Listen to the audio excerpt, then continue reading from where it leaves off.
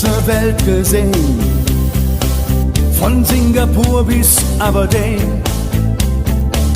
Wenn du mich fragst, wo's am schönsten war, sage ich Sansibar.